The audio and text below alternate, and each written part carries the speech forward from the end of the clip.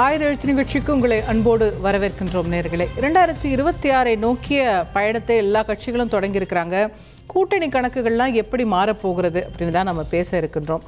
திருமதி பிரேமலதா விஜயகாந்த் அவர்கள் பேசும்போது தேமுதிகவின் சார்பில் இந்த தொகுதி மறுசீரமைப்பு விஷயங்கள்லாம் நாங்கள் தமிழக அரசோடு நிற்போம், இணைந்து போராடுவோம் சொல்கிறாங்க. பட்ஜெட்டுடைய சில அம்சங்களை வரவேற்கிறாங்க. முதலமைச்சர் அவங்களுக்கு பிறந்தநாள் வாழ்த்து தெரிவிக்கின்றார். எங்கள் கூட்டணி உடையும்னு பேசிக்கிறாங்க, ஆனால் மேலும் பல கட்சிகள் வரும் போல தெரியுதுன்னு முதலமைச்சர் ஒரு மேடையில் பேசுகிறார். அப்போது தேமுதிகவுடைய கணக்குகள் மாறுகிறதா இல்லை ஆப்ஷன்ஸ் ஓப்பன் ஆகுறதா அப்படிங்கிற கேள்விகள் இருக்கிறது. இன்னொரு பக்கம் திரு செங்கோட்டையன் அவர்களும் சீமான் அவர்களும் இணைந்து ஒரே மேடையில் காணப்படுகின்றார்கள். டாஸ்மாக் போராட்டத்தை பாஜக முன்னெடுக்க அது திமுக கூட்டணியில் இருக்கிற கட்சிகள் கூட ஆமாம் போராடினா என்ன தவறு அப்படின்னு கேட்குறாங்க. எல்லா பக்கமுமே எல்லாருமே பேசக்கூடியதை நம்ம பார்க்க முடிகிறது. கூட்டணி கணக்குகள் எப்படி மாறுகிறது கேட்போம். இன்றைய நிகழ்ச்சியில் நம்மோடு இணையக்கூடிய விருந்தினர்கள் அரசியல் விமர்சகர் திரு TDS ரவிச்சந்திரன் அவர்கள் இணைகின்றார். விடுதலை சிறுத்தைகள் கட்சியின் சார்பில் திரு பாவலன் அவர்களும், இதே போல அரசியல் விமர்சகர் திரு பொங்கலூர் மணிகண்டன் அவர்களும் திரு புகழேந்தி அவர்களும் கூட நம்மோடு இணைகின்றார்கள். அனைவரையும் நிகழ்ச்சிக்கு அன்போடு வரவேற்கின்றேன். திரு புகழேந்தி அவர்கள்ட்டேருந்தே தொடங்கலான்னு நினைக்கிறேன். பிரேமலதா அவர்கள்ட்ட நீங்கள் சமீபத்திலையும் கூட பேசியிருக்கிறீங்க. அதிருப்தியில் இருக்கிறாங்களா, வேற கூட்டணி ஆப்ஷன்ஸ் தேடுறாங்களா அப்படிங்கிற ஒரு சமிக்கைகள் உங்களுக்கு தென்படுது? ஆனால் ஏன்னா கடந்த தேர்தலில் கூட அதிமுகவோட மற்ற கட்சிகள் பாமகலாம் வெளியே போகும்போது கூட ஸ்ட்ராங்காக நின்னவங்க. இன்னைக்கு அவங்க மாறுவாங்க அப்படிங்கிற ஒரு ஹேசியம் எதனால் எழும்புது? Good evening to Thanthi TV. Good evening sir. ஏமாற்றப்படுகிறார்களா என்பதுதான் கேள்வி. யாரு? தேமுதிக. என்னன்னு கேட்டீங்கன்னா, ஒரு கட்சியும் கூட்டணிக்கு வர முடியாத நிலை. நாடாளுமன்ற தேர்தலில் ஒரு கட்சியும் வரல. எவ்வளவோ பாக்குறாங்க, அது வருன்றாங்க, இது வருன்றாங்க. இதே போலத்தான் அடுக்கிக் கொண்டே போனார்கள். ஏகப்பட்ட கட்சிகள் வரும், நாடாளுமன்றம் 40 நமதே என்ற சூளுரையெல்லாம் பார்த்தோம். நாம் யாரும் வரல. கடைசியில ஏற்கனவே அவமானப்படுத்தப்பட்டு வெளியேற்றப்பட்ட தேமுதிக அதையெல்லாம் மறந்து மன்னித்து கூட்டணிக்கு ஒப்புக்கொண்டு வந்தது. இப்ப நீங்க முக்கியமான விஷயத்துக்கு வந்தீங்க. இந்த கூட்டணி மாறும், அவர்கள் திராவிட முன்னேற்ற கழகத்திற்கு ஆதரவாக பேசுகிறார்களே வச்சுக்குவோம். அது முக்கியமான விஷயம் இல்ல அசோகா. நாடாளுமன்றத்தில் நடக்கின்ற இந்த மும்மொழியினுடைய தாக்கம் இதையெல்லாம் வைத்து பேசுறாங்க. மறு சீராய்வு குழு இதெல்லாம் வச்சுதான் அவங்க அதை நிலைப்படுத்தி பேசினாலும், ஆனா அவங்க பாதிக்கப்பட்டிருக்கிறார்கள். அதுல எந்த மாற்று கருத்தும் இல்லை. ஏன்னா அன்னைக்கு பாத்தீங்கன்னா நாடாளுமன்றத்துல பாரதிய ஜனதா கட்சி கிரிட்டிசைஸ் பண்ணுச்சு. 7 இடங்கள்ல தான் இது, 7 இடங்கள்ல டெபாசிட் போய் 13 இடங்கள்ல பின்னாடி வந்துட்டீங்க, நீங்க இவ்வளவு மோசமா போயிட்டீங்க, பிஜேபி 2வது இடத்துக்கு வந்துருச்சு, அப்படி இப்படிலாம் சொல்லி அவர்களால் அதிமுக ரொம்ப கேவலமா கிரிட்டிசைஸ் பண்ணப்பட்டது. காரணம், அண்ணாமலை பிஜேபியினுடைய தலைவர் மிக கீழறங்கிலாம் பேச ஆரம்பிச்சார். இது நடந்தது, நம்ம பார்த்தோம். ஆனா அப்படிப்பட்ட நிலையிலும் இந்த தேமுதிக விட்டு கொடுக்கவில்லை. அண்ணன் சொல்லி கூப்பிட்டாங்க. எடப்பாடி பழனிசாமி அண்ணார் அப்படின்னு கூப்பிட்டு அவங்க அலுவலகத்துக்கு இவங்க வந்தாங்க, இவங்க அலுவலகத்துக்கு அவங்க போனாங்க. அந்த அலுவலகத்துல அனைத்து இந்திய அண்ணா திராவிட முன்னேற்ற கழகத்துடைய அலுவலகத்துல சீட்டையும் மாறி உட்காந்துட்டாங்க. அத அவர் ஓகே பரவாயில்லைங்கன்ட்டாரு. இப்ப நான் ஒண்ணு இங்க குறிப்பிடுறேன். இல்ல அப்போ சொல்றேன், அப்போ அவ்வளவு இணக்கமா இருக்கிறவங்க இன்னைக்கு போயிருவாங்கன்னா ஒரு வரியில நம்ம சொல்லிட முடியுமா என்ன? அங்கதான் வரேன் அசோகா, அந்த இடத்துக்கு தான் வரணும். அவரு ஒரு பேப்பர் எடுக்கிறாங்க. பிரேமலதா தேமுதிகவினுடைய பொதுச் செயலாளர் திருமதி பிரேமலதா கையில் எடுத்து இதையும் சொல்லிடுங்க, இந்த அக்ரிமெண்ட்டையும் சொல்லிடுங்கன்றாங்க. அப்படியே ரெக்கார்டு இருக்கு, நம்மகிட்டே இருக்கு அது தந்தியில. அதை எடுத்த உடனே கையில் எடுத்த உடனே இவர் என்ன பண்றாரு, தொகுதியை அனௌன்ஸ் பண்ணுவோம், அதை அப்புறமா பேசிக்குவோம், அதை விட்டுருங்க அப்புறம் பேசுவோம் அப்படின்னு சொல்லி 24 தேர்தலுக்கு முன்னாடி அந்த தொகுதி உடன்பாடு போடும்போது நீங்க சொல்றது. எஸ், நாடாளுமன்ற தேர்தலுக்கு முன்னாடி. இப்போ 5 சீட்டு கொடுத்தப்போ நாடாளுமன்ற தேர்தலுக்கு முன்னாடி, அப்பதான் இந்த ஒரு ராஜ்யசபாவை ப்ராமிஸ் பண்ணது. அத அவங்க என்ன பண்றாங்க, அவங்க கட்சி சார்பா கேண்டிடேட் அனௌன்ஸ் பண்ண போறோம். சார் ரொம்ப சிம்பிள் சார். உங்க அக்ரிமெண்ட் நீங்க திரைமறைவுல பேசினது, பின்னாடி உட்கார்ந்து பேசினதுல என்ன வேணா இருக்கலாம், பேப்பர்ல எழுதி கையெழுத்து போட்டிருக்கா அப்படிங்கறதுதான் கேள்வி. அதான் இருக்குன்னு சொல்றாங்களே அவங்க தேமுதிகவுல. அது சரி, அது இல்லனே வச்சுக்கோ, ஒரு சீட்டை தரேன்னு சொல்லி ஏமாத்திருவீங்களா நீங்க? வாசன் அவர்களுக்கு கொடுத்தாங்கல்ல, திரு வாசன் அவர்களுக்கு அனைத்து இந்திய அண்ணா திராவிட முன்னேற்ற கழகம் சீட்டு கொடுத்துச்சு. அதுக்கு பின்னாடி டாக்டர் அன்புமணி ராமதாஸ் கொடுத்தது. அதுக்கு பின்னாடி 5 வருஷம் KP முனுசாமி வேஸ்ட் பண்ணாரு. 1 வருஷத்தை மிஸ்டர் வைத்திலிங்கம் வேஸ்ட் பண்ணாரு. இந்த ஆட்சி மன்ற குழு கூடாமலே அனைத்து இந்திய அண்ணா திராவிட முன்னேற்ற கழகத்தில் முடிவெடுக்கப்பட்டு இப்படி எல்லாம் போச்சு. ஒருத்தர் இறந்துட்டாரு. இப்படி எல்லாம் ராஜ்யசபா சீட்டு போனப்போ உங்க கூட கடுமையான நேரம், யாராவது வருவார்களா என்று காத்து கொண்டிருந்த நேரம், யாரும் வரவில்லையே என்று நினைத்த நேரம், அந்த நேரத்தில் கூட வந்து பிரச்சாரம் செய்து அதை நிரூபிக்கின்ற வகையில் விருதுநகரில் 4000 வாக்குகள் தான் வித்தியாசம். இப்ப இந்த ராஜ்யசபானாலதான் அவங்களுக்கு வந்து அதிருப்தின்னு சொல்ல வரீங்க. அவங்க வேற வாய்ப்புகளை தேடுறாங்க. அசோகா, ஏற்கனவே ஒரு ராஜ்யசபா சீட்டில் தான் இந்த பெரிய பிளவு. இபிஎஸ் ஓபிஎஸ் தர்மர் சீட்ல உங்களுக்கு தெரியும். அந்த சீட்டை கொடுத்தது ஒரு தப்பா? கொடுத்தது இல்லைங்க, கேட்டது தப்பு. ஓபிஎஸ் கேட்க கூடாது. ஆனா அவர் வந்து ஒருங்கிணைப்பாளரா இருக்கலாம் சார். கடைசியில அவருக்கு கொடுக்கப்பட்டது இல்ல, இவங்களுக்கு ஒண்ணு அவங்களுக்கு ஒண்ணு தானே முடிவாச்சு. முடியாம தானே நான் கையெழுத்து போட முடியாது அதுல இருந்து சொன்ன பின்னாடி தானே தகராறு முத்தி தானே ஒரு சீட்டை கொடுக்குறாங்க தர்மருக்கு. அவர் அங்கிருந்து ராமநாடுல இருந்து வராரு, நல்ல ஒர்க்கர், கட்சியில இருக்காரு, ஒரு பதவியில பொறுப்புல இருக்கக்கூடிய ஒருவருக்கு தான் கொடுக்கப்பட்டது. அத பிடிவாதமா நின்னாரு ஓபிஎஸ், எல்லாத்தையும் ஒத்துக்கிட்டு சைன் பண்றவரு. இந்த ராஜ்யசபாவினால தேமுதிக கூட்டணிக்கு ஆபத்து ஏற்பட்டிருக்குன்றது உங்க பார்வை? ஒன்னும் சந்தேகமே இல்லைங்க. ஏமாற்றப்படும் பொழுது, வஞ்சிக்கப்படும் பொழுது, அவர்கள் நியாயம் இல்லாமல் நடந்து கொள்ளப்படும் பொழுது யார் ஒத்துக்குவாங்கன்னு என்னுடைய கருத்து. சப்போஸ் கொடுத்துட்டா இந்த பிரச்சனை இல்ல. ஆனா ஒரே செகண்ட் சொல்லிடுறேன். யாருமே பேசல, நம்ம மட்டும் தான் பேசிட்டு இருக்கோம். Right right okay okay carrier no problem. Okay okay. Thiru Manikandan, ஏமாத்துறீங்களா தேமுதிக? இல்ல மேடம், அதாவது கடந்த காலங்களில் டாக்டர் அன்புமணி ராமதாஸ் அவர்களுக்கு அந்த சட்டமன்ற தேர்தல் முடிந்து அளிக்கப்பட்டது. திரு ஜி.கே. வாசன் அவர்களுக்கு ஒரு எம்எல்ஏ இல்ல, அது கொடுக்க அவசியம் கூட இல்லை, ஆனாலும் கொடுக்கப்பட்டது. அதிமுக பொறுத்தவரையில் அந்த மாதிரி எல்லாம் செய்து நிச்சயமாக பழக்கமில்லை. எடப்பாடி உண்டுன்னு சொல்லிட வேண்டியதானே? அதுல என்ன சொன்னாங்க, நிச்சயமாக செய்வார்கள் மேடம். அது வந்து வெளியில தேமுதிகவை ஏதாவது ஒரு சொல்லி அவனை வெளியேற சொல்வதற்கோ வேறு அரசியல் சூழலை உருவாக்குவதற்கோ செய்ய முயற்சியா இருக்கலாம் முடிய, அதிமுக நிச்சயமாக என்றைக்கும் சொல்லிய வண்ணம் செயல் என்பதுல மாறாது. பிரஸ் மீட்ல கேக்குறாங்க, உங்க பொதுச் செயலாளர்கிட்ட தான் கேக்குறாங்க, அவர் வந்து கமிட் பண்ணலையே. இல்ல நீங்க பொதுச் செயலாளர், தேமுதிக பொதுச் செயலாளர் மரியாதைக்குரிய பிரேமலதா அக்கா அவர்களும் சரி, இங்க எடப்பாடியாரும் சரி, நிச்சயமாக அது குறித்து என்ன பேசினார்களோ அதுதான் நடக்கும். அது மாட்டுக்கிறதே இருக்காது. அந்த அளவுக்கு எல்லாம், ஏன்னா சொல்லாமல் செய்வர் பெரியர், அவங்க அதிருப்தியில இருக்காங்கன்னு திரு புகழேந்தி சொல்றாரு. அவங்க பேசுறதையும் நம்ம ஒப்பிட்டு பார்த்தா அதுக்கு ஏத்த மாதிரி இருக்கு. தமிழக பட்ஜெட்டை நீங்க கடுமையா விமர்சிக்கிறீங்க, அவங்க நல்லா இருக்குன்றாங்க. அவங்க வந்து தொகுதி மறுசீரமைப்புல தோளோடு தோள் நிற்போம்ங்கிறாங்க. முதலமைச்சர் சொல்றாரு எங்க கூட்டணிக்கு இன்னும் ஆள் வர போறாங்க பாத்துக்கிட்டே இருங்கன்றாரு. இதெல்லாம் நம்ம எப்படி கோத்து பாக்குறது, நீங்க சொல்லுங்க. இல்ல இல்ல அண்ணன் புகழேந்தி அவர்களுக்கு இது போன்ற அதிருப்தி உருவானால்தான் நீங்க எடப்பாடியாருக்கு சிக்கல் வருங்கிற ஒரு மகிழ்ச்சியில் பேசுறாரு. அவர் நோக்கம் எல்லாம் தெரியும். அவர் என்ன பேசுவாருங்க, அதிமுக சிறப்பாக இருக்கிறதுன்னு சொல்லுவாங்களா, இல்ல எடப்பாடி தலைமை நல்லா சொல்லுவாரா? அவர் அப்படி பேசுவாரு, பேசணும். அதான் அவருக்கு சரியான வழிமுறை அவர் நினைச்சிருக்காரு. நீங்க அதிமுக ஒரு பெரிய இயக்கம்ங்க. நீங்க இப்படி யோசிச்சு பாருங்க சார். இல்ல நீங்க ராஜ்யசபா கொடுக்காம விட்டுறீங்க, அவங்களும் வேற ஏதோ கூட்டணிக்கு போயிடுறாங்க.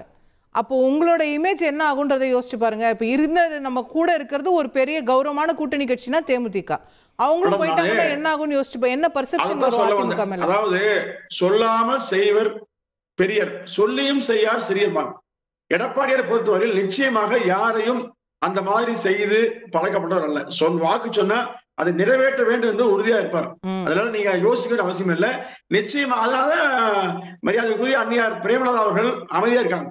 நிச்சயமாக புரிந்து கொண்டாங்க. ட்விட்டர்ல கூட ஒரு வார்த்தை அமைதியா இல்ல சார், அவங்க தமிழக பட்ஜெட்டை வரவேற்கிறாங்க சார். இல்ல அது நல்லா பாருங்க, நீங்க பாமக கூட ஒன்றை வரவேற்கிறது, ஒன்றை எதிர்க்கிறது, அது வந்து நீ யாருமே குறை சொல்ல முடியாதுங்க. இப்போ திமுக கூட்டணி கட்சி கூட ஒண்ணு அதிமுக ஒண்ணு பாராட்டுது, ஒண்ணு குறை சொல்லுது. இது வந்து ஒவ்வொன்றும் சுதந்திரமாயும் கூட ஒரு அரசியல் கட்சி அவங்க கருத்து சொல்ல கூட நான் யாரும் சொல்ல முடியாதுங்க.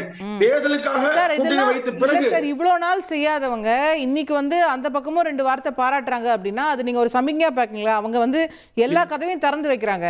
இன்னைக்கு கூட்டணி பத்தி கேட்கும்போது 2026 கூட்டணி பத்தி கேட்கும்போது அடுத்த பிறந்த நாள்ல கேளுங்க அப்ப சொல்றேன்றாங்களே தவிர நாங்க தான் அதிமுகவோட இருக்கமே தானே அவங்க சொல்லிருக்கணும் நியாயமா? சரிங்க, அண்ணன் எடப்பாடியாரோட நாங்க இப்படி இருக்கிறோம், ஒன்னும் பிரச்சனை இல்லை எங்களுக்குன்னு சொல்லிருக்கணும்ல. அவங்க நாங்க அடுத்த வருஷம் முடிவு எடுக்கிறோம்ன்றாங்க. நீங்க அதிமுக பொதுச் செயலாளர் என்ன சொன்னாரு, கூட்டணி பத்தி எல்லாம் பேசாதீங்க, 6 மாசம் ஆகும்னு சொன்னாருங்களா? அது பொதுவான கருத்து. நீங்க ஒரு விஷயம், 6 மாசத்துல நீங்க சொல்ற மாதிரிலாம் அவங்க முடிவெடுக்க மாட்டாங்க, 1 வருஷம் எடுத்துப்பாங்களாம். மேடம் பாருங்க, ஒரு கட்சி இப்படித்தான் முடிவெடுத்து விட்டால் யாரும் என்ன செய்ய முடியுங்க? அவங்க விருப்பம் தான் அது எல்லாம் நீ அதாவது அதிமுக இல்ல அப்படி இல்ல அந்த வார்த்தைக்கு இடம் இல்லைங்க. அந்த மாதிரி சொல்லவே இல்லை. அதாவது ஒரு கட்சி என்ன பண்ணுவது யாரு தெரியுங்க. நான் அதை நீங்க வந்து குறைத்தோ கூட்டியோ மதிப்பிட வேண்டிய அவசியம் இல்லை. ஒவ்வொரு கட்சிக்கு ஒரு தேர்தல் நிலைப்பாடு ஒன்று இருக்குங்க. தேர்தலில் யாரோடு இணைந்து யாரை தோற்கடிக்க வேண்டிய நிலைப்பாடு ஒன்று இருக்குது. அதற்கான வியூகத்தோடு கூட்டணி அமையுங்க. அந்த கூட்டணிக்கான கால அவகாசம் இன்னும் இருக்கிறது என்கிற போது இப்பொழுது அதை பற்றி சிந்திக்க நிலையில அதிமுக இல்ல. அதிமுக தேவை என்ன? இன்னும் ஓராண்டுக்கு மேல் இருக்கிறது. மக்களுக்கு ஏராளமா பிரச்சனை. இன்னைக்கு கூட பாருங்க, விஜயமங்கலம் பக்கத்துல ஒரு தம்பையரை வெட்டி கொள்றாங்க, காவலர் வெட்டி கொள்றாரு. ஒவ்வொரு நாளும் கொலை கொலை கொலை என்று இது கொலைகார மாநிலமாக மாறிக்கொண்டிருக்கிறது. கலைஞருடைய மகன் கொலைஞராக மாறிக்கொண்டிருக்கிறார். என இதை தடுப்பதற்கு எடப்பாடியார் எதிர்கட்சி தலைவர் தினசரி பேசிக் கொண்டிருக்கிறார். எனவே இது போன்று கூட்டணி போய் சிந்திக்க வேண்டிய அவசியம் இல்லை. அதற்கான நேரம் கேட்போம். திரு பாவலன் அவர்கள்ட்ட கொண்டு போக நினைக்கிறது, இப்போ திமுக கூட்டணியில் இருக்கிற கட்சிகள் கூட இஷ்யூ பேஸ்டா அரசாங்கத்தை எதிர்த்து பேசுறீங்க. பிஜேபி டாஸ்மாக்காக போராடுதுன்னா நல்ல விஷயம், வரவேற்கிறேன்னு உங்க தலைவர் சொல்றாரு. அப்போ நீங்க கூட்டணி மாற போறீங்கன்னு அர்த்தமா என்ன?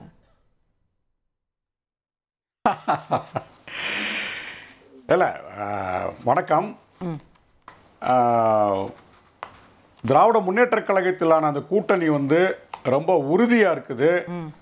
தொடர்ந்து 3 தேர்தல்களில் வெற்றி பெற்று எங்களுடைய அந்த கூட்டணி பலத்தை வந்து தமிழ்நாட்டுக்கும் அகில இந்திய அளவிற்கும் நாங்கள் வந்து நிரூபிச்சிருக்கோம். சரி, டாஸ்மாக்கு எதிரான ஒரு போராட்டம் என்பது அது தேவையான ஒன்று.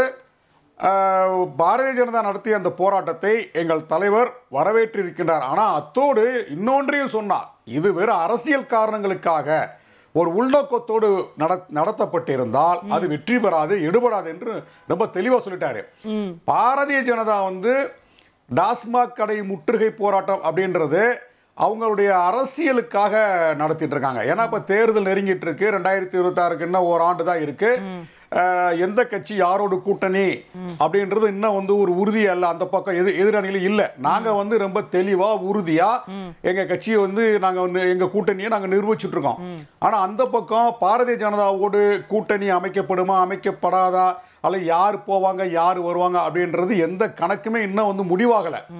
அவங்களும் வந்து வலை விரிச்சு காத்துட்டு இருக்காங்க, ஏதாவது மீன்கள் சிக்குமா அப்படின்னு காத்துட்டு இருக்காங்க. யாருமே இப்ப சிக்கிற மாதிரி இல்ல. அதனால வந்து ஏதாவது ஒரு எப்படி திரு திருமாவளவன் அவர்கள் சொன்னதை நம்ம ஒரு கூட்டணி சமிக்கையா எடுத்துக்க முடியாதோ அதே தானே பிரேமலதா விஜயகாந்துக்கும் பொருந்தும். அவங்க வந்து டீலிமிட்டேஷன்ல ஒரு விஷயத்துல இஷ்யூ பேஸ்டா ஆதரவு தெரிவிக்கிறாங்கன்னா அந்த இஷ்யூல அவங்க ஆதரவு தெரிவிக்கிறாங்க. அதுக்காக அவங்க திமுக கூட்டணிக்கு வரப்போறாங்கன்னு நம்ம எடுத்துக்க முடியுமான்னு கேட்குறேன். இல்ல, மரியாதைக்குரிய திருமதி பிரேமலதா விஜயகாந்த் அவங்களுடைய அந்த கருத்தை நாங்க வரவேற்கிறோம். ஏன்னா இது தமிழ்நாட்டில் இருக்கக்கூடிய அனைத்து கட்சிகளை சார்ந்தவர்களும் அனைத்து தரப்பு மக்களும் எதிர்த்து போராடக்கூடிய ஒரு முக்கியமான ஒரு பிரச்சனை தான் அந்த டீலிமிட்டேஷன் என்று சொல்லக்கூடிய தொகுதி மறுவரையறை. ஏன்னா தமிழ்நாட்டுடைய உரிமைகளை பாதுகாக்கணும். இன்றைக்கு 39 நாடாளுமன்ற உறுப்பினர்கள் இருந்தாலும் தமிழ்நாட்டுக்கான உரிமைகளை வந்து நாடாளுமன்றத்தை எவ்வளவுதான் எடுத்து பேசினால் கூட தமிழ்நாட்டுக்கான உரிமைகள் கிடைக்க மாட்டேது. தமிழ்நாட்டுக்கு சேர வேண்டிய நிதி கிடைக்கல. தொடர்ந்து போராடிட்டு தான் இருக்கிறோம். அப்படி இருக்கிற பட்சத்தில் டீலிமிட்டேஷன் என்கின்ற அந்த அடிப்படையில் தொகுதி குறைஞ்சிச்சுன்னா தமிழ்நாடு இந்தியாவிற்கு தேவையில்லாத ஒரு மாநிலம் ஆகி போகிறோம்.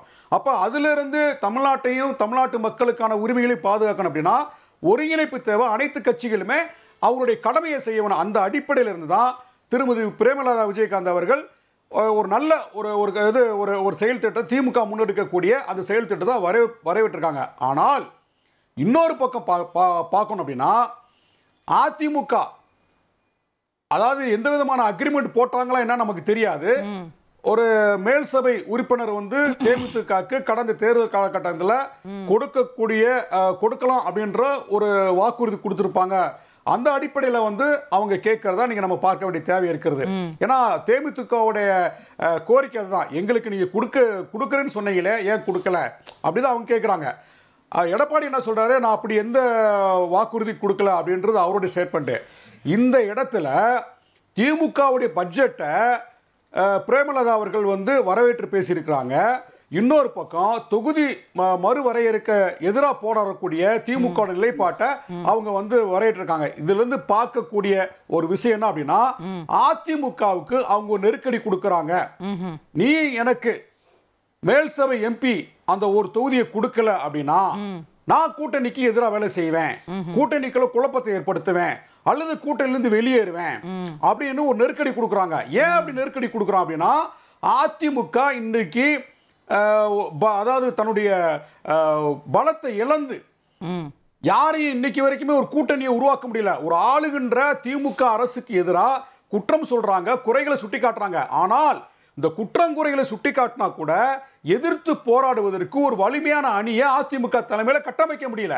அப்ப அதிமுக ரொம்ப வீக்கா இருக்குன்றது தேமுதிகவை சேர்ந்த பிரேமலதா அவர்களுக்கு நல்லா தெரியுது. அதனால இன்னைக்கு வந்து அதிமுகவை மிரட்டிட்டு இருக்காங்க, ஒரு செக் வைக்கிறாங்க. கொடுக்கறே மாட்டியா, நீ கொடுக்கல நான் வெளியேறுவேன், நான் வெளியேறினா கூட பரவாயில்ல, யாரையும் வந்து சேர்க்க விட மாட்டேன், அதிமுக தலைமையில ஒரு அணி உருவாக்குறது. அதாவது நாங்க தயாராக இருந்தாலும் திமுக தலைமையிலான அணிகள் வந்து அதாவது பிரேமலதா அவர்களை வரவேற்க தயாராக இருந்தாலும் இங்க அவங்க கேட்கிற இடங்கள் கிடைக்காது. ஏன்னா அவங்க வந்து ஏற்கனவே சட்டமன்றத்தில் எதிர்கட்சியில் இருந்தாங்க. ஆமா, ஹவுஸ்ஃபுல் போர்டு போட்டாச்சு, ஹவுஸ்ஃபுல் போர்டு போட்டாச்சு. அவங்க வந்து எதிர்கட்சியா இருந்தவங்க நிறைய சட்டமன்ற தொகுதி இதுல வந்து போட்டிட்டாங்க. 2016 மக்கள் நல கூட்டணியில மரியாதைக்குரிய விஜயகாந்த் அவர்கள் தான் முதலமைச்சர் கேண்டிடேட்டாவே நாங்க நிறுத்தினோம். அப்ப அவங்களுக்குன்னு கடந்த காலங்களில் ஒரு சிறுத்தன்மை இருந்தது. அந்த அடிப்படையில் வந்து நிறைய தொகுதிகள் வந்து இப்ப அதிமுக அவங்களுக்கு ஒதுக்கப்பட்ட தொகுதிகள் வந்து திமுக அணியில ஒதுக்கப்படுமா அப்படின்றத கேள்விக்குறியா இருக்கு. அப்படி ஒதுக்குறதுக்கு வாய்ப்பு இல்ல. இங்க இடம் அப்படி ஒதுக்கிட்டா தொகுதி தான குறையும். எங்களுக்கு இனிமே தொகுதி குறையாது. எப்படி குறையாது? எங்களுக்கு இனிமே தொகுதி குறையாது. இல்ல சார், அவங்க கூட்டணி கட்சிகளை முதலமைச்சர் பேசுறாரு, தெளிவுபடுத்திக்கிறேன். முதலமைச்சர் பேசும்போது எங்க கூட்டணி உடையாது, முடிஞ்சா இன்னும் கூட வருவாங்கன்னு சொல்றாரு. இப்ப அவர் தேமுதிகவை தான் சொல்றாரான்னு நமக்கு ஒரு கேள்வி வருது. மாண்புகு முதலமைச்சர் அப்படிதான் சொல்லணும். அதுதான் அரசியல் உத்தி. எதிர்கட்சியில எதிர்கட்சி தலைமையில நம்மளும் கதவை திறந்து அவங்களை வரவேற்கிறோம்னு சொல்லும்போது 234 தான் இருக்கு, இதுக்குள்ளதான் பிரிச்சு கொடுத்தாகணும். அப்ப இருக்கிற கூட்டணி கட்சிகளுக்கு ஏற்கனவே இருக்கிறவங்களுக்கு பாதிப்பு ஏற்படுமான்ற கேள்வி வரும்ல. இல்ல, ஏற்கனவே இருக்கக்கூடிய கூட்டணி கட்சிகளுக்கு கொடுக்கப்பட்ட எண்ணிக்கையிலிருந்து ஒரு சீட்டு கூட குறையாது. அப்ப திமுக சொல்ல போனா விடுதலை சிறுத்தைகளுக்கு எண்ணிக்கை உதயசூரியனை கம்மி பண்ணிட்டு கொடுப்பாங்களா தேமுதிகக்கு? அதுக்கு வேணா வாய்ப்பு இருக்கு. ஆனா அவங்க கேட்கக்கூடிய எண்ணிக்கையை வந்து திமுகவால கொடுக்காது. ஏன்னா வந்து அவங்க ஏற்கனவே வந்து நிறைய எண்ணிக்கையில போட்டிட்டு இருக்காங்க. நிறைய சட்டமன்ற உறுப்பினர் வந்தாங்க. 29 இடங்களை வந்து வெற்றி பெற்று சட்டமன்றத்தில் எதிர்கட்சி வரிசையில் இருந்தாங்க. அதனால அதுக்கு வந்து வாய்ப்பே இல்லை. இது வந்து ஒரு அரசியல் ஸ்டண்ட். மாண்புமிகு முதலமைச்சர் சொன்ன வார்த்தை என்பது ஒரு அரசியல் ஸ்டண்டா தான் நம்ம பார்க்க வேண்டியிருக்கு. அதாவது பிரேமலதா அவர்களும் இருக்காங்க, திமுகவும் அதை வந்து அவங்கள ஊக்கப்படுத்துது. திமுக சோழி உருட்டுறாங்க. தாயா இப்ப வந்து இப்ப அரசியல் அப்படின்றது ஒரு தாய விளையாட்டு தான். அவர் சோழி உருட்டுறாங்க.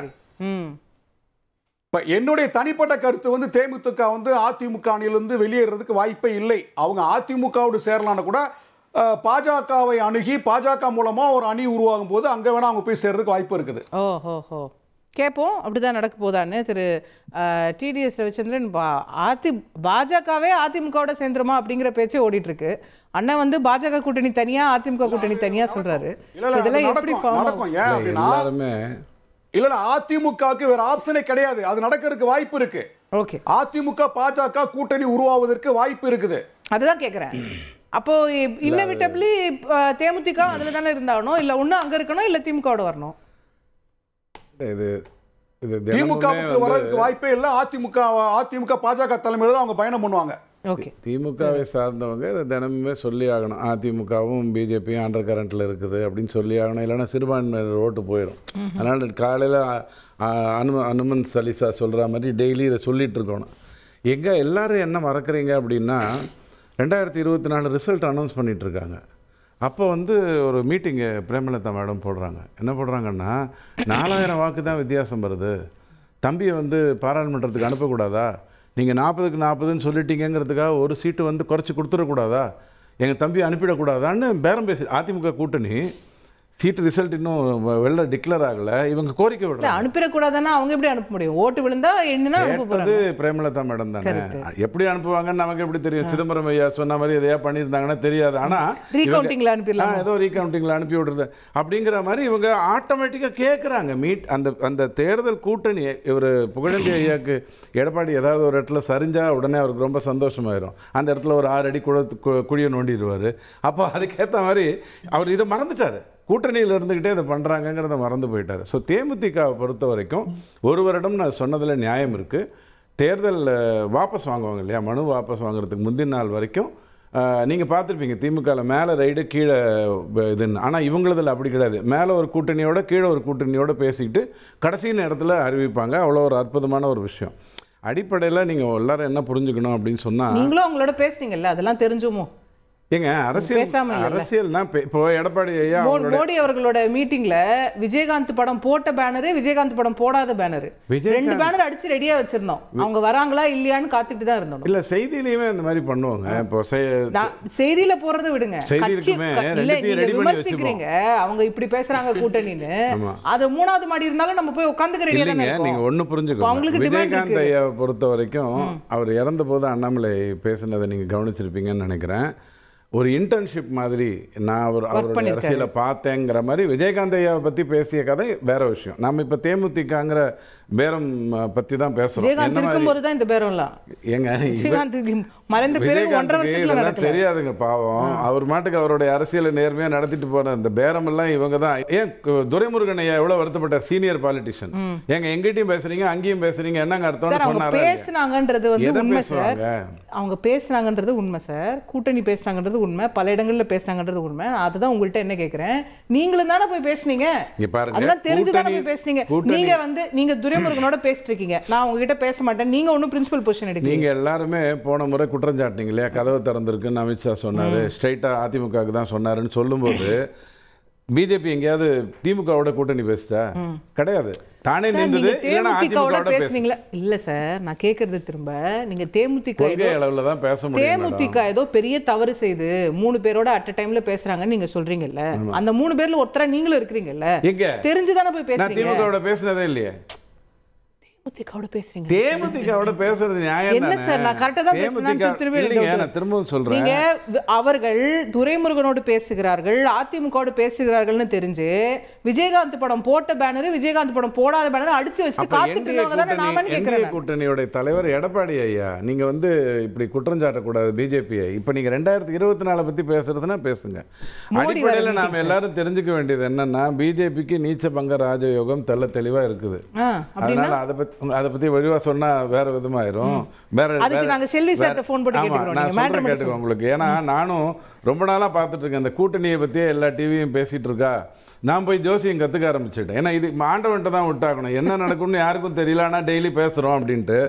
பிரஜாயோகம்னு சொன்னால் சோழி போட்டு பார்ப்பாங்க. சரி, நான் வந்து இது பிரஜாயோகம் இல்லை, ஏன்னா நீங்கள் எல்லாத்தையுமே பி டீமுங்கிறீங்க. யார் பி டீம்னே எனக்கு புரியல. ஏ டீம் யாருன்னு தெரிஞ்சால் தானே எனக்கு எவன் பி டீம்னு தெரியும். அதுக்கப்புறம் டை எடுத்து நான் டைனா நம்ம சோழி இருக்குது, இது இருக்கு இல்லையா, டைஸ் இருக்கு இல்லையா, இதை டைஸை வச்சு நான் போட்டு பார்த்துருக்கேன். போட்டு பார்த்தா கரெக்டாக வருது. எத்தனை போட்டாலும் என்ன வருதுன்னா, இப்போ சீமான் ஐயாவுக்கு 6 வருதுங்க. அது மாட்டுக்கு தனியாக ஓடிக்கிட்டே இருக்கும். அது ஒன்றும் கேள்வியும் கேட்க முடியாது, எந்த கூட்டணிலையும் சேர்க்கவும் முடியாது. அவர் மாட்டுக்கு தனியாக ஓடிட்டு இருக்காரு. ஒரு சிக்னல் கொடுக்குற மாதிரி தெரியல. அவர் சிக்னல் எப்போதுமே செங்கோட்டையன் யார் தெரியுமான்னு புகழ்ந்து பேசுறாரு பாருங்க. அந்த மீட்டிங் நீங்க குறிப்பிட்ட அந்த மீட்டிங்கை பொறுத்த வரைக்கும், இதுக்கு முன்னாடி நல்லக்கண்ணி ஐயா போயிருக்கும் போது இன்னொருத்தர், அந்த மீட்டிங்கை பொறுத்த வரைக்கும் அரசியல் தலைவர்கள் பாகுபாடு இல்லாமல் வருவாங்க, ஒவ்வொருத்தரும் அவர்களுடைய கருத்தை சொல்லுவாங்கங்கிறதா. மற்ற இடத்துலலாம் நீங்க அந்த மாதிரி பார்க்க முடியாது. பார்த்தா உடனே திருமாவளவன் ஐயா கிட்ட சொல்லி அர்ஜுனாவை தூக்கின மாதிரி டபக்குன்னு தூக்கிடுவாங்க. ஸோ சீமானுக்கு உருட்டுனா 6 வந்தது. சரி, எப்படியும் அவர் தனியாக தான் இருக்க போறார் 2024ன்னு எனக்கு சப்தரிஷி வாக்கியம் சொல்லிடுச்சு. சப்தரிஷி வாக்கியம் சொன்னதுக்கு அப்புறம் நான் அதிமுகவுக்கு போட்டு பார்த்தா 4 வந்ததுங்க. அது வீட்டுக்குள்ளேயே பிரச்சனை, உள்ளுக்குள்ளேயே அடி 4 சோத்துக்குள்ளேயே எல்லா பிரச்சனையும் வந்துட்டு இருக்கு. பாவம் ரொம்ப நொந்து போயிருக்காங்க. ஸோ என்னை பொறுத்த வரைக்கும் என்ன நம்பர் வந்தது இல்லை, ஆனால் அதிமுகவுக்கு ஒரு ஸ்டார் யோகம் இருக்கு. 4 வந்தாலே ஸ்டார் யோகம் வருங்க. நீங்க ஜோசியரை கேட்டு பாருங்க. அதாவது விசிக இல்லைங்க, நான் ஜோசியத்தை தானே சொல்லுங்க. நீங்க யாரு இல்ல சீரியஸா தான் சொல்றேன் நான். நீங்க என்னங்க எனக்கு ஒன்றும் புரியாம நான் டையெல்லாம் எடுத்து வச்சு சுத்திட்டு இருந்தேன். இப்போ என்னாச்சுன்னா அதுல 4 வந்ததுனால அதிமுகவுக்கு ஒரு ஸ்டார் யோகம் இருக்கு. ஸ்டார் யோகம்னா என்ன அர்த்தம்னா தாவேகா வரலாம் அப்படின்னு காத்துக்கிட்டு இருக்காங்க. அந்த ஸ்டார் வேல்யூ இருக்குது. 4க்கு எப்போதுமே அந்த மாதிரி வருங்க, உங்களுக்கு தெரியும். அதுக்கப்புறம் பாமக ராமதாஸ் தான் 3 வந்துச்சுங்க. எனக்கு 3ன்னு உடனே எனக்கு புரிஞ்சிருச்சு. ஏன்னா ராமதாஸ் ஐயா ஒரு கூட்டணியில் பேசுவார், அன்புமணி ஒரு கூட்டணியில் பேசுவார். தேமுதிக இல்லைங்க 3ஆம் நம்பர் வர்றது அப்படின்னு சொன்னால் இந்த வடக்கு பக்கம் அவங்களுக்கு பிடிக்கவே பிடிக்காது ராமதாஸுக்கு. மீதி 3 திசை தான் பிடிக்கும் ஐயாவுக்கு. அதனால அவர் எப்போதுமே பிஜேபி விட்டுட்டு தான் பேசுவார். எந்த பிஜேபியோட பேசும்போதே பிஜேபி விட்டுட்டு தான் கூட்டணி பேசுவார். உங்களுக்கு ஞாபகம் இருக்கும் 2014 தருமபுரியில் மட்டும்தான் அவர் இருந்தார், மற்ற இடத்துக்குலாம் அவர் போகவே இல்லை. இத்தனைக்கும் அது வந்து பிஜேபி அண்டு எல்லா கூட்டணியும் அப்படிங்கிறத நீங்கள் பார்த்துருப்பீங்க. அவருக்கு 3 வந்ததுங்கிறது. தேமுதிகக்கு 5 வந்துச்சு. இந்த 5ல் ஒரு பிரச்சனை கிறிஸ்கிராஸ். அதான் 2 பக்கமும் பேசுறது. இங்கேயும் பேசுவாங்க அங்கேயும் பேசுவாங்க. விசிகாக்கு 2 வந்ததுங்க. 2க்கான காரணம் என்னன்னா அவங்களுக்கு எப்போதுமே ஒரு ரெட்டை நிலை. இப்போ நீங்க திமுக பாத்தீங்கன்னா பாமக ரெட்டை இல்லைன்னு சொல்ல போறீங்களோ? இல்ல ரெட்டை நிலை தான், ரெட்டை இலை கிடையாது. அதாவது அவர் ரெட்டை நிலைன்னா நீங்க கன்ஃபியூஸ் ஆயிடுவாருன்னு நினைச்சுக்காதீங்க. திருமாவளவன் ஐயாவுக்கு சித்தாந்த ரீதியா ரொம்ப ஸ்ட்ராங்கா இருப்பாரு. வேற வழி இல்லாம உறுதியா ஒரே நிலைப்பாட்டோடு கொள்கையோடு நாங்க இருக்கிறோம். நான் அதை தான் சொல்றேன் ஐயா. விசிகாவுக்கு இரட்டை நிலை எந்த காலத்திலும் கிடையாது. அதே தான் சொல்றேங்க. நான் அதே தான் சொல்றேன். கொஞ்சம் எந்த கட்சியோடு ஒப்பிட முடியாத அளவுக்கு கொள்கை கோட்பாட்டுல ரொம்ப உறுதியா ஒரே நிலைப்பாட்டோடு இருக்கிறோம். இரட்டை நிலை கிடையாது. நல்லா கேட்டுக்கோங்க. சித்தாந்த ரீதியா திருமாவளவன் ஐயாவுக்குன்னு ஒரு நோக்கம் உண்டு. அதிகார பகிர்வு வேணும், தலித்துகள் மேல வரணும், அந்த நோக்கம் எல்லாம் சித்தாந்த ரீதியா உண்டு. இருந்தாலும் சைடுல இந்த வாட்டி இந்த பக்கம் போய் பார்த்துக்கலான்னு ஒரு ரெட்டை நிலை எடுப்பார். 3 தேர்தல அப்படியே ஓடி போச்சு. ஆனால் இப்போதைக்கு நீங்க 1 வந்தது வந்து திமுகவுக்கு. தாயம் ஆதாயம் ரெண்டுமே ஆமா. ஏன்னா இந்த WON1 இல்லைங்க, ONU 1 தான். ஆமாங்க. ஆனா அவங்க கூட்டணியில யார் இருந்தாலும் ஒன்றும் பிரச்சனை இல்லை. அவங்க தான் எது வந்தாலும் முடிவெடுப்பாங்க. காங்கிரஸ் தலைவர் பிஜேபிக்கு நம்பரே இல்லையா? அப்போ ஜீரோவா? பிஜேபி தான் நீச்சபங்க ராஜயோகம்னு சொல்லிட்டாங்க. நீங்க 6, 5, 4 எல்லாம் விட்டுட்டீங்க. பிஜேபிக்கு இடமே இல்லையே. நீச்சபங்க ராஜயோகம் இருக்கும்போது நம்பர் முக்கியம் இல்லைங்க, நம்புறது தான் முக்கியம். அதனால அந்த இடத்துல பிரச்சனையே இருக்காது. நல்லா ஞாபகம் வச்சுக்கோங்க. ஒரு விஷயம் சீரியஸா ஒரே ஒரு விஷயம், நீங்க ஏதாவது பிஜேபிக்கு ஒரு நம்பரா கொடுத்துருக்கணும். நீங்க ஜோசியரை கேட்டீங்க அப்படின்னு சொன்னா நீச்சபங்க ராஜயோகம்னா என்னன்னு சொல்லுவாங்க. நான் உங்களுக்கு ஒரு விஷயம் சொல்லிடுறேன். பிஜேபி ஆடுகின்ற ஒரு அழகான ஒரு விளையாட்டை ரசிச்சு பாருங்க. காங்கிரஸ் அண்ட் இந்தி கூட்டணிங்கிறது இருக்குங்கிறது உங்களுக்கு தெரியும். இப்போ நாளைக்கு நடக்க போகிறது தென்னி கூட்டணி. சவுத் இந்தியாவிலேருந்து மட்டும் எல்லாரும் வராங்க. இவர் மட்டும் பட்நாயக் வருவாரா என்னன்னு தெரியல. இப்போது காங்கிரஸ் இங்கே பண்ணக்கூடிய பிரிவினைவாதம் எத்தனையையும் பிஜேபி அழகாக இந்தியா பூரா சொல்லி காங்கிரஸ் கூட்டணியில் திமுக இருப்பது, நான் சொல்கிறது தமிழ்நாட்டில் இல்லை, இது எங்கள் சொல்லுங்க எஜமா கதை, நான் சொல்கிறது இந்தியா பூரா இருப்பதை தடுப்பதற்கான வேலைகள் நடந்துட்டு இருக்கு. அப்படி ஒரு விஷயம் ஒழுங்காக நடந்ததுன்னா, போன முறை கனவு கண்டார் இல்லையா எடப்பாடி மெகா கூட்டணி, அந்த விஷயம் திமுகலேருந்து உடைச்சிட்டு காங்கிரஸ் வெள்ள நடக்க போகிறது சட்டமன்ற தேர்தல், நாடாளுமன்ற நம்ம இந்திய அளவில் உடையுன்றீங்க. அது உடைஞ்சதுனால ஆட்டோமேட்டிக்கா காங்கிரஸுக்கு வாங்க போனா இங்க போகணும். 29 வரைக்கும் அந்த முடிவை ஏன் சார் எடுக்கணும்? நீங்க ஏன் வந்து நான் பாராளுமன்ற தேர்தல்ல தான் வந்து உடையணும்னு நினைக்கிறீங்க? இப்போ உடைஞ்சாலும் அவங்க சட்டசபை தேர்தலுக்கு தானே வருவாங்க. இந்திய அளவுலன்னா நீங்க சொன்னதுக்கு என்ன அர்த்தம்? அப்ப உங்களுக்கு ஒரு ரகசியம் சொல்லட்டுமா? பாமக உள்ள வந்ததுன்னு வச்சுக்கோங்க, நீங்க சொல்ற திமுக கூட்டணிக்குள்ள சீட்டுங்கிறது குழப்பம் வரும். அப்ப ஆட்டோமேட்டிக்கா காங்கிரஸ் கிட்ட தான் கை வைப்பாங்க. ஏன்னா அதுதான் சொல்லுங்க எஜமா கட்சி, ஸ்ட்ரைட்டா அது வெளில வரும். அதுக்கான காயின்ஸ் ஒழுங்கா நகர்ந்துட்டு இருக்கு. நேர்மையாக திமுக கூட்டணியில் இருந்து காங்கிரஸ் கேட்போம். பொங்கலூர் மணிகண்டன், எப்படி சுத்தி பார்த்தாலும் ஒரு நெருக்கடி உங்களுக்கு கொடுக்கப்படுகிறது. திரு பாவலன் அவர்களும் அதான் சொல்றாரு.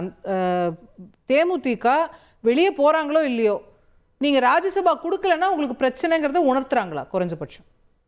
மேடம், இப்போ மாறக்கூடிய கூட்டணியோட ஏமாறக்கூடிய மக்களை பற்றி தான் அதிமுக கவலைப்படுது.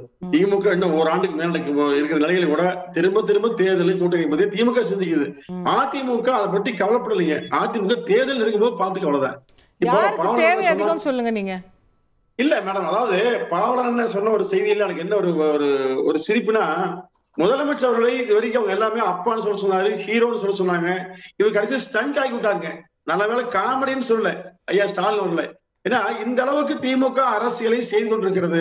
ஆனா எதிர்கட்சி அப்படி அல்ல. 2026 இவர்கள் கூட்டணியோடு சேர்ந்து நின்றாலும் கூட்டணியோடு தோற்கடிக்கும்.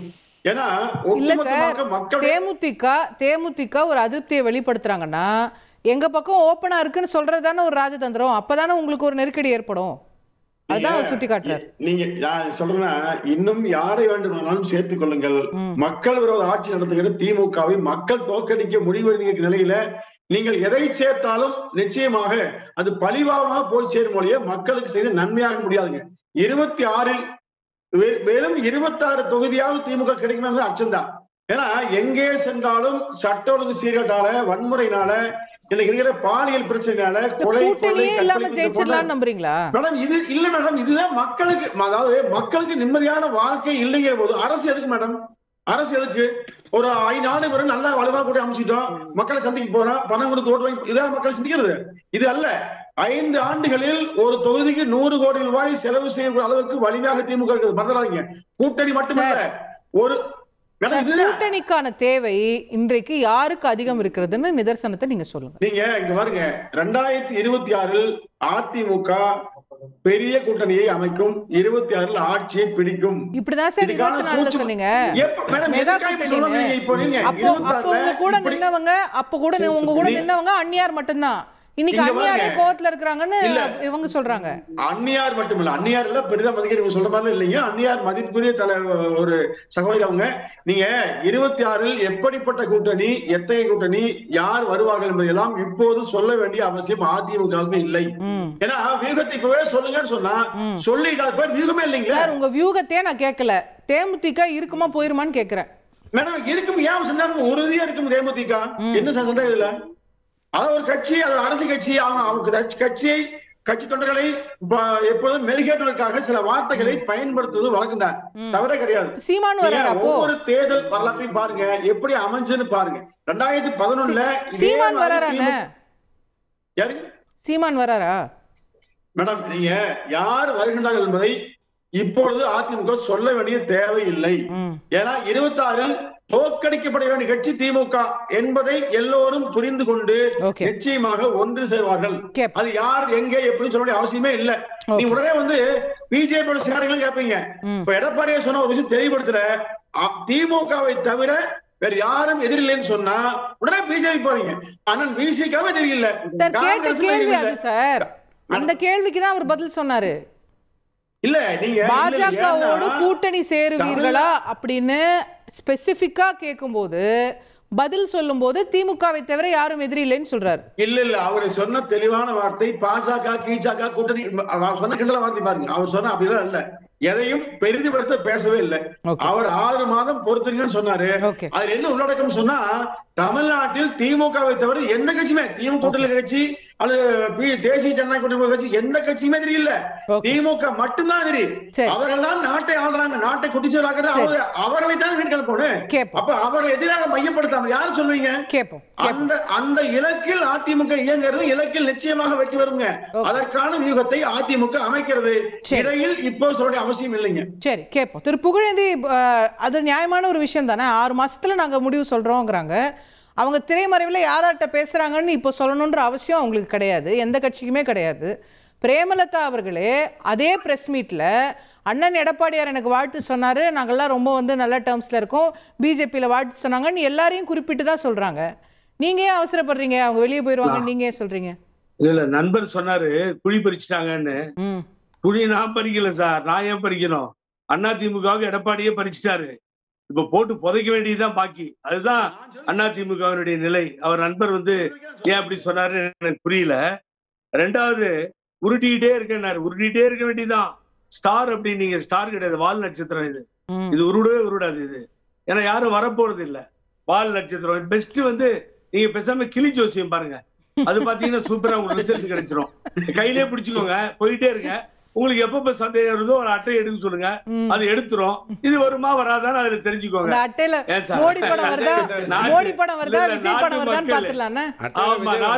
நாட்டு மக்கள் முடிவு பண்ண வேண்டியத நான் உருட்டி முடிவு பண்றேன்னு எனது நண்பர் அழகா ரவிச்சந்திரன் சொல்றாருன்னா ரொம்ப சூப்பரா இருந்தது. நான் இல்லைன்ன, நீங்க முதல்ல சொன்னீங்க அசோகா, ஆரம்பத்திலேயே மிக அழகா என்ன சொன்னீங்கன்னா சொல்லிட்டு போக வேண்டியதானே. எங்களுக்கு கஷ்டமான காலத்துல கூட இருந்தாங்க, ஒரு ராஜ்யசபா சீட்டை நாங்க கொடுத்துடுறோங்க, ஆகவே இந்த கூட்டணி எங்களை விட்டு வெளியே போகாதீங்கன்னு சொல்ல வேண்டியதானே. பிறந்த நாளுக்கு வாழ்த்து சொல்றதுல ரெண்டாவது, அதை விட்டுருங்க. இப்பவும் சொல்ல மாட்டாங்கன்னு என்ன நிச்சயம்? ஒருவேளை கொடுக்கலாம்ல ராஜ்யசபா, வாய்ப்பு இருக்குல்ல? யார் கொடுத்தா நல்லது தானே, கொடுத்தா நல்லது தானே. இல்ல அதான் இப்ப அவங்கள தவிர இப்ப அவங்களுக்கு இல்லாம யாருக்கு கொடுக்க போறாங்க? இல்ல அவங்களுக்கு கொடுத்தா நான் வரவேற்கிறேன். அவர் சொன்னார்ல நம்ம ஃப்ரெண்டு, நாங்க கொடுத்த வார்த்தையை அப்படியே காப்பாத்திடுவோம், மாறி போகவே மாட்டோம் அப்படின்னாரு. சூப்பர், கொடுத்துருங்க. கொடுத்தீங்கன்னா உங்களை மக்கள் பாராட்டுவோம். சரியா? ஏன்னா நாளைக்கு என்னவா போய் முடியும்னு கேட்டீங்கன்னா, கேப்டன் விஜயகாந்த் கட்சியில கொடுக்கலன்னா இந்த கேப்டன் விஜயகாந்த் மறைவுக்கு பின்னால வந்த தேர்தல்ல மணிகண்டன் சொன்னதுக்கு எதிர்ப்பாவே அழகா என்ன சொல்லுவாங்கன்னா, நண்பர் மணிகண்டன் சொன்னதுக்கு எதிர்ப்பா, எங்களாலதான் நீங்க ஓட்டு வாங்கினீங்க, இல்லடினா அந்த 20% கத்துறீங்களா, அதிகம் வாங்கியிருக்க மாட்டீங்க, ஒரு 10% தான் வாங்கியிருப்பீங்க. ஏன்னா கேப்டன் அப்பதான் இறந்தார், அதுக்கு பின்னாடி வந்த தேர்தல். இதையேதான் பாமக சொன்னுச்சு. என்ன சொன்னுச்சு? கூட்டணியில் நாங்கள் இல்லை என்று சொன்னால் 15 இடம் கூட வந்திருக்க மாட்டீங்களா நீங்க. இதை எழுத்து சொன்னது புகழேந்தி. அண்ணன் சொன்னார், அன்னைக்கு வெளியில போய் 2 பேரும் சைன் பண்ணி ஆஹா பாமக சொல்லலாம். பாமக சொன்னது என்ன? 15 சீட்டுக்கு மேல நாங்க இல்லைன்னா வரமாட்டீங்கன்னு சொல்லி. இததான் பிரேமலதா விஜயகாந்த் என்கின்ற தேமுதிகவினுடைய பொதுச் செயலாளர் சொல்லுவதற்கு அதிகமான வாய்ப்பு இருக்கு. ஏமாற்றப்பட்டார் என்றால் சொல்லுவார். இன்னொன்னு நான் சொல்றேன், கடந்த 2 வருஷமா கடுமையாக சார் நீங்க இப்படி யோசிச்சு பாருங்க. பாவலன் சொல்றாரு, இல்ல பாவலன் சார் சொல்றாரு திமுக கூட்டணியில ஹவுஸ்ஃபுல். இப்ப நீங்க பிரேமலதா விஜயகாந்த் அவர்கள் என்னதான் சிக்னல் குடுக்கறாங்க, அழுத்தம் குடுக்கறாங்க வச்சுக்கிட்டாலும் அவங்க மட்டும் வேற எங்க போவாங்க? இல்ல வேற வழி இல்ல. உங்களுக்கு வேற பெட்டர் சாய்ஸ் எங்க இருக்கு? No no no, you cannot calculate. ஏன்னா ஈரோடுனுடைய பை எலெக்ஷன்ல ஒரு சீட்டை காங்கிரஸ் இருந்து திமுக எடுத்துக்கிச்சே, சரி முடியாதுன்னு சொல்லிச்சா காங்கிரஸ். திமுக ரெக்வெஸ்ட் பண்ணது கொடுத்தாச்சு, காங்கிரஸ் ஒரு சீட்டை ரெடியூஸ் பண்ணி. நோ, இது இது இது வந்து அரசியல் விளையாட்டு. எங்க சார் கூட சீட்டு கிடைக்கும்? இப்ப திமுக கூட்டணியில ஆல்ரெடி 10 பேர் இருக்காங்க. அங்க போனா கூட சீட்டு கிடைக்குமா? அதிமுகல இன்னும் கூட சீட்டு கிடைக்குமா? நீங்க சொல்லுங்க, லாஜிக் எங்க இருக்கு? ஏன் திராவிட முன்னேற்ற கழகம் இன்னும் கொஞ்சம் சீட்டை விட்டு கொடுத்து தேமுதிகவை ஏத்துக்கலாம், படுத்துறான். இப்ப ரொம்ப பெருமையா வந்து அவர் அப்பான்னு சொல்றாருன்னு சொல்லி முதலமைச்சர் சொன்னாரு. சார் உங்க ஞாபகத்துக்கு எடுத்துட்டு வரேன், கை நாலேஜ், நீங்க வந்து ஓப்பனா சொல்றேன், சாமின்னு சொன்னீங்க ஒரு காலத்துல, எடப்பாடி சாமி தெய்வம் அப்படின்னு ஆரம்பிச்சு அது ஒரு பெரிய விவகாரமா மாறி அதெல்லாம் நடந்ததில்லை அரசியல்ல. என்னை பொறுத்த வரைக்கும் என் நண்பர் தோழர் திருமாவளவன் அவர்களை பொறுத்தவரை அதிகமாக சீட்டு வாங்குறது தான் பாப்பாரு, அது நடக்கும், அது கொடுக்கும் திமுக. அதுதான் சார் சொல்றேன். அப்போ அப்படி எல்லாரும் பார்க்கும்போது தேமுதிகவுக்கு வந்து அதிமுக தானே பெட்டர் சாய்ஸா இருக்கும்ன்ற ஒரு பார்வை வராதான்னு கேக்குறேன். இங்க தானே அவங்களுக்கு வந்து வலிமை கூட இருக்கும். தேமுதிகவினுடைய நிலை அது அல்ல. அவர்கள் நாடாளுமன்றத்துல 5 இடம் போட்டிட்டு இருக்காங்க. 5 தானே சார்? கரெக்டா? அப்ப 5னா சட்டமன்றத்துல 30வது போட்டிடணும்.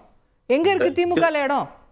திருவள்ளூர், சென்னை, கடலூர், தஞ்சாவூர், விருதுநகர், இப்படிதான் 5 இடத்துல போட்டிட்டாங்க. ஆமா, அது ஆகும். சப்போஸ் அரசியல்ல உங்களுக்கு இப்ப விஜயனுடைய புது தாக்கம் இருக்கீங்க, விஜய் ஒரு ஆப்ஷனா இருப்பாருன்றீங்க. ஆமா, டெஃபினட்டா இருப்பாரு. ஒன்னு அவர் ஓட்டு தான் வாங்க போறாரு, ஆப்ஷனா இருப்பார். அத போய் மறைச்சு பேசல நான் விரும்பல. அது அங்க போனா இன்னும் 30க்கு மேல கூட கிடைக்கலாம் சீட்டு. இல்லைங்க, அவர் இவரை சேர்க்கவே மாட்டேன்றார் பழனிசாமி. அவர் சொன்னா பரவாயில்ல, தேமுதிகவுக்கு சொல்றேன் இருக்கலாம், என்ன வேணா நடக்கலாம், அரசியல் தானே. நீங்க 6 மாசம் நீங்க தான் ஆப்ஷன் கொடுத்தீங்க, கொடுத்துட கூடாது நீங்க. ஏன்னா தக்க வச்சுக்கணும் கூட இருக்கவங்கள. கடினமான நிலை அசோகா. ரொம்ப யாராவது வருவாங்களான்னு நினைச்சிட்டு இந்த நேரத்துல உங்களுக்கு உதவி பண்ணாங்கல்ல, மறக்கலாமா? உதவி கரங்கள் நீட்டியது தேமுதிக தானே, அந்த தொண்டர்கள் தானே.